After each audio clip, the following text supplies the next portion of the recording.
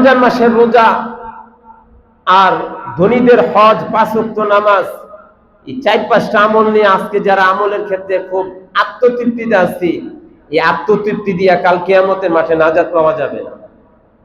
বাংলা কথা, পরিষ্কার কথা, এই আত্মতৃপ্তিমূলক নিয়া আর গোটা আরব বিশ্ব ইহুদি খ্রিস্টানদের কাছে দালালির জিন্দেগি, গোলামির জিন্দেগি মেনে তোমরা জীবন যাপন করবা আর উপর দিয়া বাহবা আহ্বান করবা, এইভাবে কাল কিয়ামতের মাঠে নাজাত পাওয়া যাবে না। পরীক্ষার সওয়াল পরীক্ষক বলে দেয় না কিতাব থেকে মন মতো করে উত্তর দিতে হবে?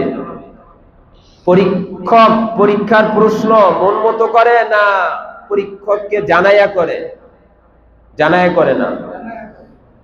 পরীক্ষক তার মন মতো করে, জানাইয়া দেয় না, পরীক্ষার হলে গেছেন। কাল কিয়ামতের মাঠে আল্লাহর প্রশ্নের ধরন, সওয়াল জবাব চেঞ্জ হয়ে যায়। বাংলা কথা, পরিষ্কার কথা, আল্লাহ যদি কাউকে ধরেন তাহলে কাল কিয়ামতের মাঠে কোন মানুষকে, কোন যুগের মানুষকে নামাজ, রোজা, হজ, যাকাতের প্রশ্নই করবে না। এটা রিজার্ভ, এটা পরে করবো, এটা পরে করবো।